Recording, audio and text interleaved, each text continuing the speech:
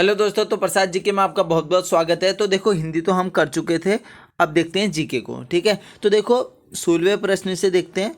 तो औरंगजेब की मृत्यु हुई थी, आपको बताना है 1700 में, 1703, 1707 या 1705 में। तो देखो, औरंगजेब की जो मृत्यु हुई थी ना, वो हुई थी आपकी 1707 में। ऑप्शन नंबर सी हमारा बिल्कुल ही सही हो जाएगा, क्योंकि जो औरंगजेब का कार्यकाल था ना, वो था आपका 1658 से 1707 तक। ठीक है ना, 1707 में इसकी मृत्यु हो जाती है।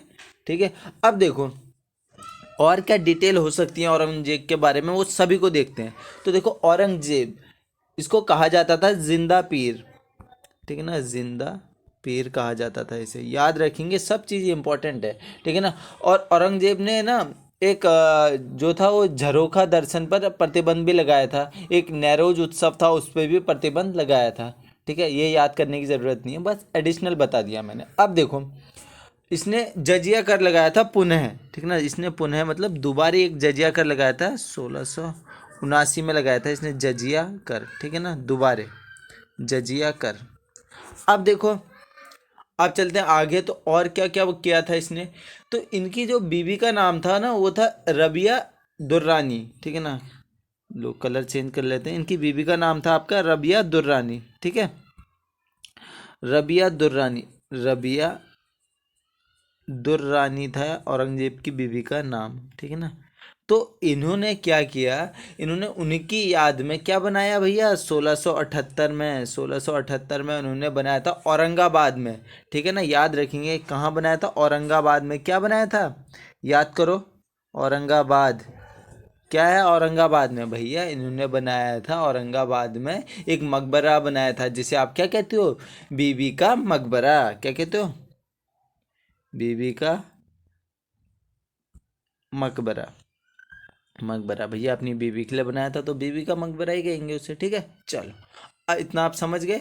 और एक चीज और ध्यान में रख लो, शिवाजी, इन्होंने ना शिवाजी को कैद किया था जयपुर भवन में। ठीक है ना, 1666 की बात है ये। ठीक है ना, इतना आप याद रख सकते हो वैसे। और क्या किया था इन्होंने, इन्होंने दिल्ली में, देखो ये सब चीज़ एडिशनल मैं इसलिए बता रहा हूँ, कहीं ना कुछ अगर आपके माइंड में बैठ गया तो कहीं ना कहीं जाके काम करता है। ठीक है, देखो आपको एक लाइन है बिल गेट्स की, बिल गेट्स की लाइन है या किसी की, आप मुझे करेक्ट कर सकते हैं, कि डॉट हमेशा कनेक्ट होते हैं। डॉट कनेक्ट होने का मतलब क्या होता है, देखो कि आज जो तुमने पढ़ा है वो तुम्हें लग रहा होगा कि यार आगे चल के क्या ये काम आएगा मेरे या नहीं आएगा, लेकिन एक्चुअली में वो काम आता है, कहीं ना कहीं काम आता ही है। क्योंकि देखो भैया, ज्ञान एक ऐसी चीज़ है ना, वो आपके हमेशा काम आएगी। ठीक है, तो इसलिए मैं आपको एडिशनल इसलिए बताता हूँ कि आपके कुछ भी अगर माइंड में बैठ गया थोड़ा सा कि अच्छा यार औरंगजेब की बीवी का नाम रबिया दुर्रानी था, अगर ये भी आपके माइंड में बैठ गया ना कहीं आपके काम जरूरी आएगा। चलो बहुत हो गया मोटिवेशन। अब देखो, देखो जो दिल्ली का लाल किला, आप सभी ने सुना होगा दिल्ली का लाल किला, दिल्ली का, इसको थोड़ा सा मैं क्लियर कर देता हूँ। ठीक है, देखो औरंगजेब ने और क्या बनाया था, दिल्ली के लाल किले में मोती मस्जिद बनवाई थी। ठीक है ना, मोती मस्जिद किसने बनाई थी भैया, औरंगजेब ने ही बनाई थी। ठीक है ना, उसने उसका निर्माण करवाया। और एक और चीज़ आपने याद रखनी है, सिख धर्म में 9 गुरु थे हमारे, 9 गुरु सिख धर्म में। ठीक है ना, 9 गुरु जिनका, ठीक है ना, 9 गुरु थे, तो इन्होंने क्या करा था, उनका उनकी हत्या कर दी थी, मतलब उनका जो सर था ना वो कलम कर दिया था, क्योंकि उन्होंने इस्लाम जो था कबूल नहीं किया था। ठीक है, अब मुझे आप बताएंगे सिख धर्म में 9 गुरु कौन है, 9 और पहले गुरु। ठीक है, ये मैं आप कमेंट बॉक्स में आप मुझे बताएंगे। ठीक है ना, सिंपल क्वेश्चन है, आंसर जरूर करना, आप ही का इसमें बेनिफिट होगा। चलो अब देखते हैं 17वां क्वेश्चन। 17वां क्वेश्चन है, 20वीं सदी के प्रारंभ में उत्तराखंड शैली के चित्रों की खोज किसने की थी। 20वीं सदी के प्रारंभ में उत्तराखंड शैली के चित्रों की खोज किसने की थी। तो इसमें सीधा सा सही आंसर है आपका बैरिस्टर मुकुंदी लाल ने। आप सभी को पता है बैरिस्टर मुकुंदी लाल, इनका जन्म कहाँ हुआ था भैया, चमोली में हुआ था इनका जन्म। ठीक है ना, चमोली में। और कब हुआ था, 1885 में हुआ था इनका जन्म।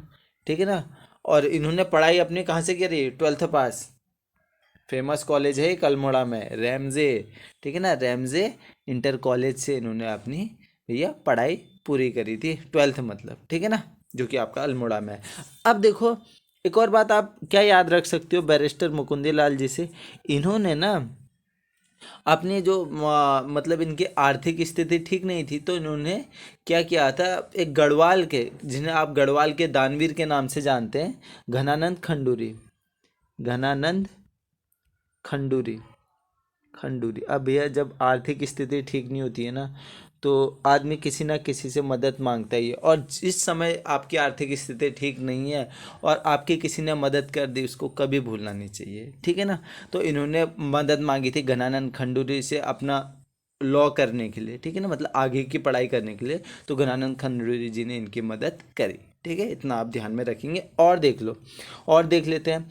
और आपने सुना होगा पेशावर कांड के नायक हैं चंद्रशेखर गढ़वाली जी। कौन है पेशावर कांड के नायक? चंद्रशेखर गढ़वाली। कब हुआ था पेशावर कांड? 1930, ठीक है ना। तो देखो इसी में जब केस उन पे दर्ज हुआ था, ठीक है ना, चंद्रशेखर गढ़वाली जी पे, तो इसी केस की जो इसकी इसी केस को देखा था आपका बैरिस्टर मुकुंदीलाल जी ने, ठीक है, इतना आप याद रखेंगे। अब देखो इसको क्लियर करके एक और चीज़ बता देता हूँ। सन देख लो, सन 1969 में ना मशहूर गढ़वाली चित्रकार थे मौलाराम, मौलाराम, मौलाराम के चित्रों को ना इन्होंने अपनी पुस्तक में प्रकाशित किया था। अब इनकी पुस्तक का नाम पूछ लेंगे तो आप कहोगे सर इनकी पुस्तक का नाम है गढ़वाल पेंटिंग्स, ठीक है, गढ़वाल पेंटिंग्स, ठीक है ना, गढ़वाल पेंटिंग्स पुस्तक में इन्होंने उसे प्रकाशित किया है, ठीक है, इतना आप समझ गए। चलो बहुत है इतना, अब बढ़ते हैं आगे की ओर। अब देखो अगला जो प्रश्न है वो है दुर्गापुर इस्पात संयंत्र किस देश के सहयोग से स्थापित किया गया था? अब देखो दुर्गापुर इस्पात संयंत्र क्यों इंपॉर्टेंट है, सबसे पहले आपको ये समझना है यार, ये इस्पात संयंत्र दुर्गापुर आता है, आपका भिलाई आता है, राउरकेला आता है, ये क्यों इंपॉर्टेंट है? क्योंकि भैया जब हमारा देश आज़ाद हुआ था ना, आज़ाद हुआ था, तो हमें चाहिए था एक उद्योगों को हमें बढ़ावा देना था। तो सबसे पहले जो हमारा दो क्या जो सबसे पहले हमारा उद्योग स्थापित किया गया था वो भिलाई किया गया था, ठीक है ना, भिलाई, भिलाई, ठीक है ना। अब भिलाई कहाँ है भैया? छत्तीसगढ़ में है, ठीक है ना। चलो मैं अभी ये मैंने ज़्यादा कन्फ्यूजन कर दिया। अब देखो सीधा सा देखो, दुर्गापुर इस्पात संयंत्र किस देश के सहयोग से स्थापित किया गया? तो इसमें जो आपका सही आंसर होगा वो होगा ग्रेट ग्रेट ब्रिटेन द्वारा, मतलब ब्रिटिशों द्वारा, यूनाइटेड किंगडम द्वारा, ठीक है ना, इतना आप समझ जाना। अब देखो इसको मैं अब डिटेल में बताता हूँ। देखो देश आज़ाद होता है, ठीक है ना, हमें क्या चाहिए? ज़्यादा से ज़्यादा उद्योग चाहिए, तभी तो हमारा देश डेवलप करेगा ना। आप सभी को पता है उद्योग होगा, हमें रोजगार मिलेगा, जीडीपी बढ़ेगी, ऐसे क्या देश की तरक्की में भागीदार तुम भी बनोगे, ठीक है। चलो अब देखो सबसे पहले आते पंचवर्षीय योजना चलती थी, ठीक है ना। पहली पंचवर्षीय योजना में बढ़ावा दिया गया कृषि को, बोला गया कि आप खेती करो, ठीक है ना। फिर दूसरी पंचवर्षीय योजना आती है, तो उसमें सबसे ज़्यादा जो बढ़ावा दिया गया ना, ध्यान केंद्रित किया गया, वो किया गया था उद्योगों पे। अब द्वितीय पंचवर्षीय योजना की बात आई है, द्वितीय, चलो यहाँ पे लिख देता हूँ, द्वितीय पंचवर्षीय योजना, योजना, ठीक ना। द्वितीय पंचवर्षीय योजना कब से कब तक हुई थी ये भी आपको याद रखना, 1956 से 1961, ठीक है ना, 1961 तक चली थी ये योजना। अब देखो इसमें तो उद्योगों पे बात की गई, तो 3 बड़े कारखाने खोले भैया, 3 बड़े कारखाने खोले, उनका नाम देख लो आप। 3 बड़े कारखाने खोले, देखो पहला है भिलाई, ठीक है ना, भिलाई, याद करना ही इम्पोर्टेंट है आपका, ठीक है। दूसरा है आपका दुर्गापुर, दुर्गापुर इसीलिए इम्पोर्टेंट है। और तीसरा है आपका राउरकेला, क्योंकि जो देखो भैया जब देश आज़ाद हुआ था तो हमें चाहिए था एक क्या सपोर्ट अपने देश को आगे बढ़ाने के लिए, ठीक है ना। तो हम क्या करेंगे भैया, देश में उद्योगों को बढ़ावा देंगे, तभी तो हमारे देश तरक्की की ओर अगला कदम बढ़ाएगा ना। चलो देखो, तो भिलाई जो था, कहाँ है भैया भिलाई? भिलाई है आपका छत्तीसगढ़ में, ठीक है ना, इतना आप याद रखना, छत्तीसगढ़ में, ठीक है, छत्तीसगढ़ में। वैसे कहाँ है ये पूछते नहीं है, फिर भी मैं आपको बता दे रहा हूँ, पश्चिम बंगाल। पूछ लिया तो क्या पता एग्जामिनर के मन में क्या आ गया, क्यों। अब देखो राहुल किला है आपका किधर? राहुल किला है आपका उड़ीसा में, ठीक है ना, उड़ीसा में, याद रखना, उड़ीसा में।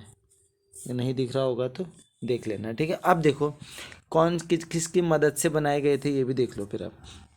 जो भिलई है ना, भिलई बनाया गया था भैया सोवियत यूएसएसआर था उस समय ठीक है, अभी जिसे आप रसिया कहते हो क्योंकि ये टूट गया था, ठीक है ना।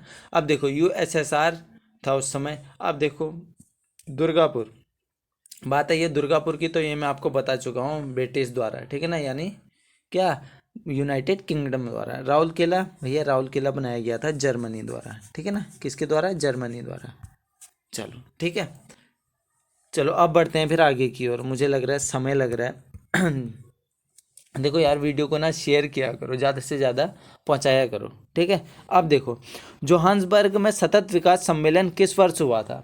बात है ये सतत विकास सम्मेलन की, ठीक है ना, जोहान्सबर्ग में। तो देखो जोहान्सबर्ग किधर है भैया, जोहान्सबर्ग ये सबसे पहले आपके माइंड में आना चाहिए, अगर आपको नहीं पता है, ठीक है ना, तो आपको आना चाहिए कि जोहान्सबर्ग किधर है, ठीक है ना। तो देखो भैया जोहान्सबर्ग जो है ना आपका, वो है आपका दक्षिण अफ्रीका में, दक्षिण अफ्रीका में। किधर है जोहान्सबर्ग, ये है आपका दक्षिण अफ्रीका में, दक्षिण अफ्रीका, इतना याद रखना है, ठीक है ना, अफ्रीका। तो और ये सम्मेलन हुआ था आपका 2002 में, कब हुआ था, 2002 में, जोहान्सबर्ग वाला, ठीक है। तो पहला ही ऑप्शन सही हो जाएगा। देखो मतलब क्या है, ये है सम्मेलन को आप कहते हो पृथ्वी सम्मेलन, क्या कहते हो इस सम्मेलन को, आप कहते हो पृथ्वी सम्मेलन, क्या कहते हो, पृथ्वी सम्मेलन, ठीक है ना, सम्मेलन, ठीक है ना।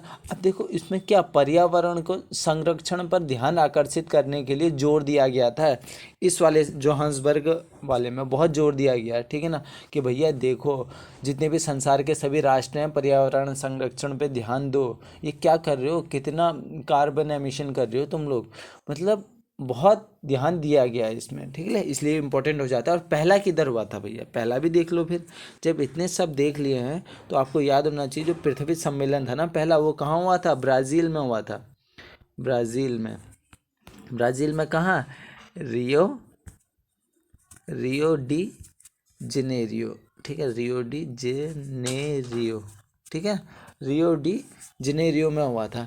अब देखो ये हुआ था, सन भी देख लो कब हुआ था, 1992 में, ठीक है ना, 1992 में ये आयोजित हुआ था, ठीक है। चलो इतना आपको ध्यान में रखना। अब बढ़ते हैं आगे की ओर।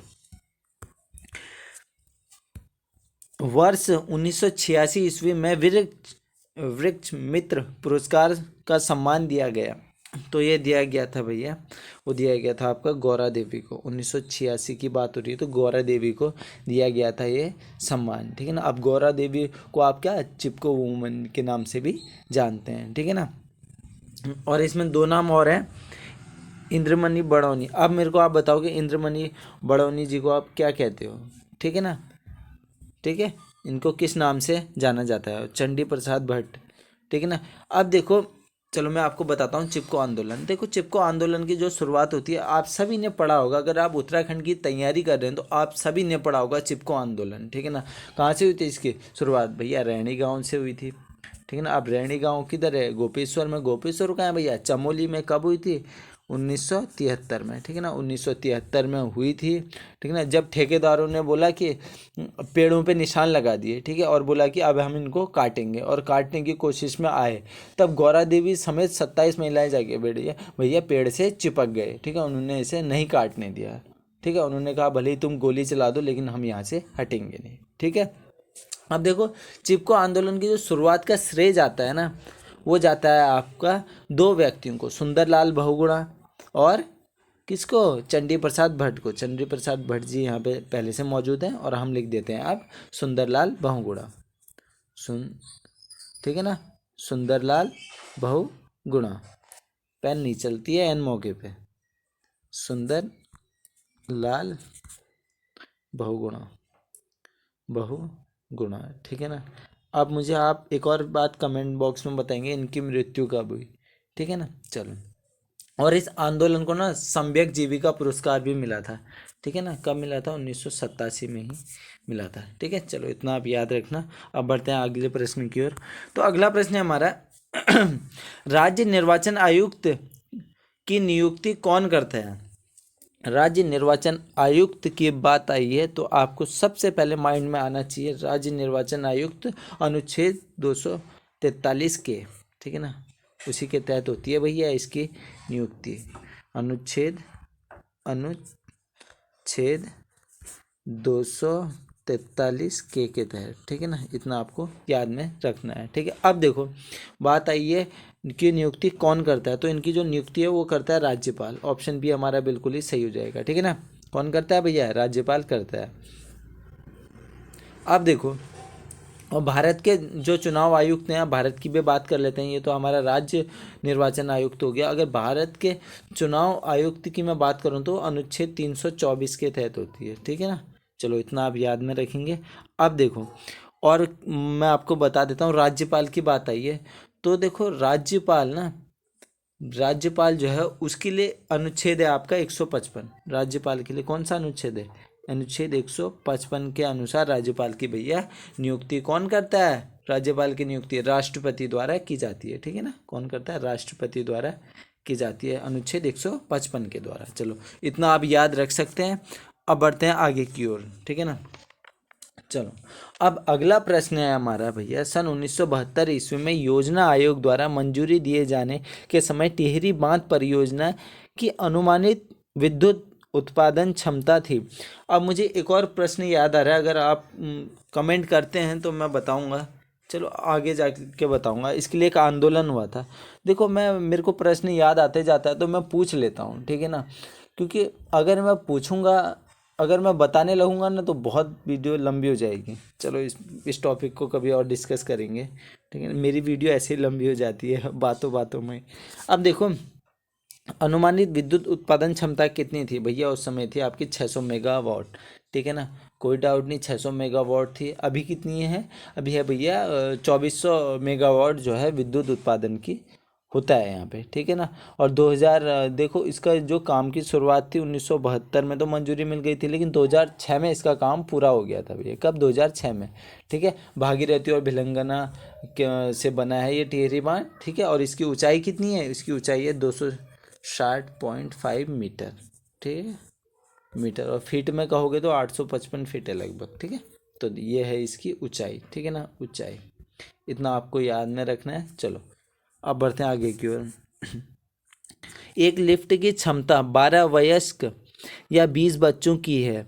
इस लिफ्ट में 15 बच्चों के साथ कितने वयस्क जा सकते हैं, 15 बच्चों के साथ कितने वयस्क जा सकते हैं। सीधी सी बात है भैया, कहने का क्या मतलब है, 12 वयस्क या 20 बच्चे। अब ये कह रहा है 12 वयस्क या 20 बच्चे, मतलब क्या, 12 जो बड़े हैं उनके बराबर ही हमारे हैं 20 बच्चे। तो ठीक है भैया, काट दो, 4 तियाँ 12, 4 पंचे 20, यानी जो 3 बड़े हैं वो 5 बच्चों के बराबर हैं। अब कह रहा है 15 बच्चों के साथ कितने वयस्क जा सकते हैं भैया, 15 बच्चों के साथ, टोटल बच्चे कितने हैं 20, तो गैप कितने का, 5 का गैप है। और 5 बच्चों के बराबर कितने हैं भैया, 3 बड़े हैं। तो भैया 15 में 3 जोड़ दो, हमारा आंसर आ गया, ठीक है ना। कितने जा सकते हैं, 15, 16, 17, 18 जा सकते हैं। और ये 18 तो टोटल जा सकते हैं, सिर्फ वयस्क पूछा है तो वयस्क कितने, 3 जा सकते हैं, ठीक है ना। चलो उत्तर यहीं पे आ गया। थोड़ा सा बस इसमें दिमाग लगाने की आवश्यकता थी, ज़्यादा कुछ था नहीं।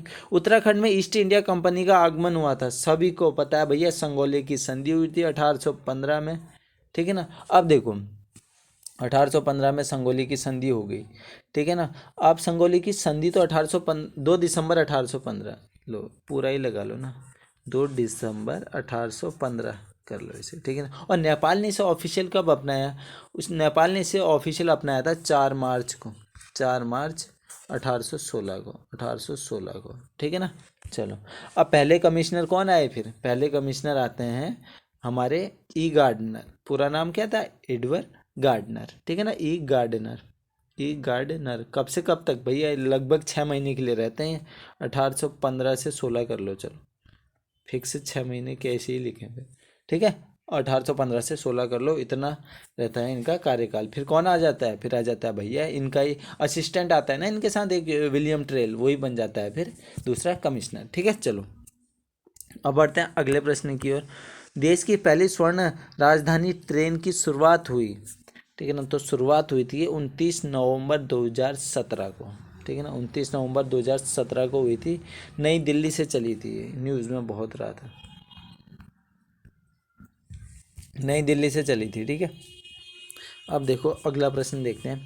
गढ़वाल के किस शासक ने सर्वप्रथम अपने नाम के साथ शाह की उपाधि धारण करी थी? भैया वो था आपका बलभद्रपाल। जैसे उन्होंने शाह की उपाधि धारण की तो वो बन गए बलभद्र शाह, ठीक है। इनका कार्यकाल कब से कब तक था?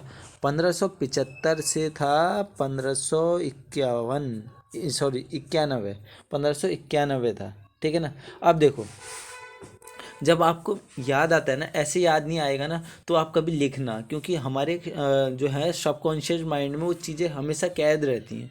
जब आपको ऐसे याद ना आए ना तो आप लिखना। अभी मेरे को देखो 1575 याद था और 1591 याद नहीं आ रहा था, लेकिन जैसे ही मैं आगे बढ़ा मैं 51 लिखने वाला था तो 91 हो गया। तो वो अपने आप ही निकल के आ जाता है, अच्छा 1591, ऐसा सबकॉन्शियस माइंड खुद ही करा लेता है, ठीक है। चलो अब देखते हैं बलभद्रपाल को। देखो एक इनके युद्ध याद रखना, 1591 में युद्ध हुआ था एक, जिससे वो आप कहते हो बधानगढ़ का युद्ध या ग्वालदम का युद्ध, ठीक है ना। युद्ध हुआ था, किस किस के बीच हुआ था भैया? बलभद्रपाल और रुद्रचंद के बीच, रुद्रचंद के बीच हुआ था, ठीक है ना। रुद्रचंद के बीच हुआ था और इसमें क्या हो जाता है भैया? रुद्रचंद हार जाता है, ठीक है ना। चलो और अगर देखा जाए तो जो दिल्ली सल्तनत में राजदूत भेजने की परंपरा थी वो इसी के शासनकाल से शुरू हुई थी, ठीक है। अब बढ़ते हैं अगले प्रश्न की ओर। अगला प्रश्न है, भारत में पुरातत्व विभाग की स्थापना की। तो पुरातत्व विभाग की स्थापना भारत की बात हो रही है तो वो करी थी लॉर्ड कर्जन ने। क्योंकि क्या हुआ था ना, इन्होंने जो भी पुरानी बिल्डिंगें हैं, ऐतिहासिक इमारतों की सुरक्षा के लिए और मरम्मत के लिए इन्होंने बहुत ध्यान दिया था, ठीक है ना। तो इन्होंने एक स्मारक परीक्षण अधिनियम लाया था इन्होंने 1904 में। इन्हीं के समय में आता है स्मारक परीक्षण अधिनियम 1904 में। फिर इन्होंने ज़्यादा सुरक्षा प्रदान करने के लिए विशेष ध्यान तो दिया ही, फिर इन्होंने स्थापना करी भैया क्या? पुरातत्व विभाग की, पुरातत्व, ठीक है ना, पुरातत्व विभाग की, पुरातत्व विभाग की, ठीक ना, विभाग की, ठीक है ना। तो देखो पुरातत्व विभाग की स्थापना करी इन्होंने। अब देखो इनका कार्यकाल अगर आपको याद करना है, लॉर्ड कर्जन का कार्यकाल, तो इनका कार्यकाल था भैया 1899 से 1905, ठीक है ना। 1905 से कुछ याद आ रहा है आपको? देखो माइंड में याद आना जरूरी है, ठीक है ना। 1905 से कुछ याद आ रहा है तो तुरंत माइंड में आना चाहिए बंगाल का विभाजन, ठीक है ना। 1905 से होना आना चाहिए याद, बंगाल का विभाजन 1905 लॉर्ड कर्जन के ही द्वारा किया गया था भैया, बंगाल का विभाजन। क्या कहना था उनका भैया? वो उनका कहना यह था कि जो बंगाल है ना प्रांत में है बहुत ही बड़ा, ठीक है ना, तो जो प्रशासनिक असुविधा है वो हो जाती है इधर, तो उन्होंने कहा भैया इसका विभाजन कर देते हैं।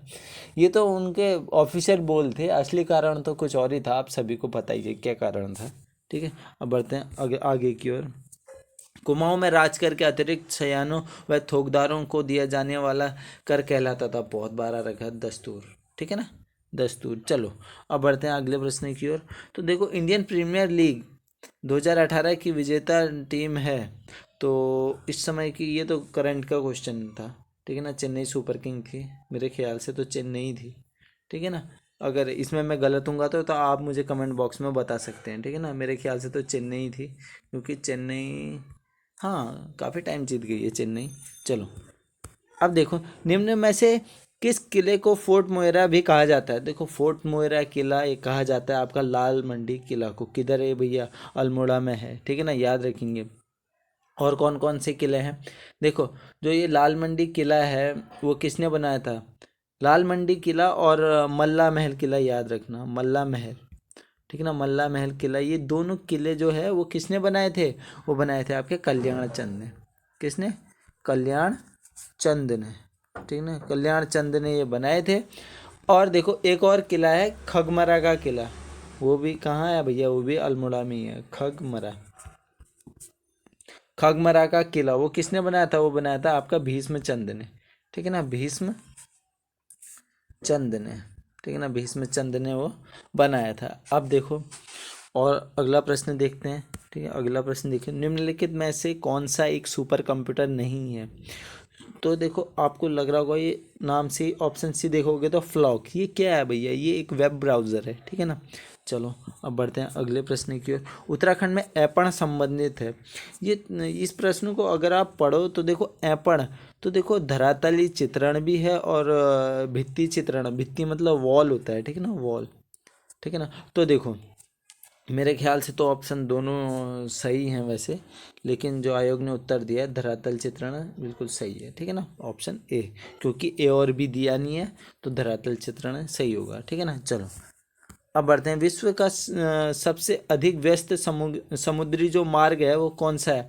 तो भैया वो है अमेरिका और पश्चिमी यूरोप वाला जो मार्ग होता है अमेरिका, ये हो गया अमेरिका, यहाँ से ये पश्चिमी यूरोप लगता है, ये बीच से बहुत ज़्यादा ट्रेड होता है, ये इसे हम कहते हैं उत्तरी अटलांटिक मार्ग।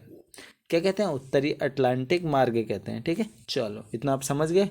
अब बढ़ते हैं अगले प्रश्न की ओर। किस मंत्रालय द्वारा मिशन सत्यनिष्ठ लॉन्च किया गया था? ये शायद करंट अफेयर का क्वेश्चन है, ठीक है ना, करंट अफेयर का क्वेश्चन है तो इसको छोड़ देते हैं। ये मेरे को भी याद नहीं आ रहा है सच बताऊं तो इसको छोड़ देते हैं, तो आगे बढ़ते हैं। यदि एक गांव के 12% व्यक्ति मधुमेह तथा 13% व्यक्ति रक्तचाप से पीड़ित हैं तो निम्न में से कौन सी आकृति कुल पीड़ित व्यक्तियों को प्रदर्शित करती है? कुल पीड़ित व्यक्तियों को प्रदर्शित करती है। अब देखो भैया 12% यहाँ जोड़ लो, 13% यहाँ जोड़ लो, 3 2 5, ये हो गया आपका 25%। सीधी सी बात होगी, अब लगाना है आपको दिमाग। 25%, अगर आप 50% करते हो तो 50% तो ये है भैया, 50% ही तो है। अगर ये गोला बना रहा हूँ इसका आधा कर रहा हूँ तो ये क्या हो जाएगा? 50% ही तो हो जाएगा ना आधा, ये पूरा 50% हो जाएगा आधा। तो सीधी सी बात है, इसी आधे का भी आधा क्या होगा? 25% होगा। तो ये 25% है? नहीं है। और ये 25% है? सही है, ये 25% है, ठीक है। तो पहला ऑप्शन ही हमारा बिल्कुल सही हो जाएगा, ठीक है। बस थोड़ा सा आपको सोच समझने की आवश्यकता है। वर्ष 2018-19 में संघीय बजट में राजकोषीय घाटा लक्षित किया गया। देखो ये भी करंट अफेयर का है तो इसको भी छोड़ देते हैं, ठीक है ना। तो इसमें मेरे ख्याल से 3%, 3.3% था आंसर, ठीक है ना। चलो इसको छोड़ देते हैं, मैं कंफर्म नहीं हुआ, इसको आप सर्च मार सकते हैं, वैसे भी करंट अफेयर का पुराना हो चुका है तो रहने ही दो इसे, ठीक है। अब देखो भारत पर मोहम्मद गौरी के आक्रमण के समय दिल्ली का शासक कौन था? दिल्ली का शासक, तो आप भारत पर मोहम्मद गौरी का जब आक्रमण हुआ था उस समय थे पृथ्वीराज चौहान, क्योंकि उस समय तराइन का प्रथम युद्ध हुआ था। कब हुआ था भैया तराइन का प्रथम युद्ध? 1191 में तराइन का, ठीक है ना। तो उस समय आंसर हो जाएगा हमारा पृथ्वीराज चौहान, ठीक है ना। तो पृथ्वीराज चौहान ने क्या मोहम्मद गौरी को हरा दिया था। फिर मोहम्मद गौरी पूरी तैयारी के साथ आता है, फिर होता है दूसरा तराइन का युद्ध 1192 में, ठीक है ना। मोहम्मद गौरी और पृथ्वीराज चौहान के बीच, फिर पृथ्वीराज चौहान उसमें हार जाते हैं, ठीक है। चलो फिर इसके बाद एक और युद्ध याद रखना है, इसके बाद हुआ था एक और युद्ध, अलग कलर में लिख दे रहा हूँ, जिसे आप कहते हो चंदावर का युद्ध, ठीक है ना। चंदावर का युद्ध जो हुआ था वो हुआ था आपका 1194 में, क्योंकि ये डेट, ये तीनों युद्ध साथ में याद रखने हैं आपको, ठीक है ना। देखो 94 में हुआ था मोहम्मद गौरी और जयचंद के बीच, ठीक है ना। जयचंद यहाँ पे लिखा है, देखो मोहम्मद गौरी और जयचंद के बीच हुआ था आपका चंदावर का युद्ध, जिसमें जयचंद जो है वो हार जाते हैं, ठीक है। चलो आगे देखो, अगला प्रश्न है हमारा, यदि आपको अक्सर दस्तावेज बनाने, संपादित करने और प्रिंट करने की आवश्यकता होती है तो निम्न में से किस प्रकार के सॉफ्टवेयर का उपयोग किया जाता है? तो देखो अगर मैं बात करूं आपकी, जब आपको दस्तावेज बनाने हैं, संपादित करने हैं और प्रिंट करने हैं तो सीधी सीधी बात है, यहाँ पे आंसर हो जाएगा वो जो है वर्ड प्रोसेसिंग। अब वर्ड प्रोसेसिंग का सीधा सा अगर मतलब मैं बताऊं तो इसका मतलब होता है भैया जो कंप्यूटर द्वारा टाइपिंग की जाती है वो, और लेआउट बनता है, वही क्या है तुम्हारा वर्ड प्रोसेसिंग है, सीधा सा समझ लो, कोई ज़्यादा परिभाषित नहीं करते हैं इसे हम। कीड़ा जड़ी क्या है? कीड़ा जड़ी औषधि है भैया, ठीक है ना। बहुत ऊंचाई पे मिलती है ये, ठीक है ना। क्या है, औषधि है। कहाँ की, 35,000 मीटर से भी ऊंचे वाले इलाकों में पाई जाती है ये, हिमालय, तिब्बत, ऐसे। एक तरह की फबूद होती है ये, फफूद, ठीक है ना। क्या होती है, एक तरह की फफूद होती है ये, ठीक है ना। वो आपने देखा होगा, अगर आप कीड़ा जड़ी सर्च मारेंगे तो आपको ऐसे दिखेगा, क्योंकि जब ये हो रहा होता है तो ऐसा होता है, फिर अंदर से खोखला होता है तो यहाँ से फफूंद घुसती है, तो ये एक टाइप का कीड़ा जड़ी बनता है। आप सर्च मार लेना तो आपको पता चल जाएगा। बाकी अगर आप एक इमेज के साथ चाहते हैं वीडियो, तो मैं चैनल में एक अलग से कुछ करने वाला हूँ, कि मैंने सोचा यार अब बच्चों को एक ऐसे पढ़ाया जाएगा कि प्रश्नों के साथ इमेज भी डाली जाएंगे, ताकि ज़्यादा समझ में आए ना। तो इमेज के साथ पढ़ाऊंगा। अब जितनी भी आगे वीडियो आएगी वो इमेज के साथ ही आएगी, ठीक है। तो देखो, डॉक्टर अजीत चंद्र कुंवर को किस सन में युवा वैज्ञानिक पुरस्कार दिया था? तो अजीत चंद्र कुंवर की अगर मैं बात करूं तो कैंसर और ट्यूमर के उपचार के रोकथाम के लिए उन्होंने दवाई बनाई थी। सन 1981 में इन्हें युवा वैज्ञानिक पुरस्कार मिला था, 1981 में, ठीक है ना। चलो, इतना आपको याद रखना है। अब बढ़ते हैं आगे की ओर। वैसे आज इतने ही कराता हूँ क्योंकि टाइम हो गया है।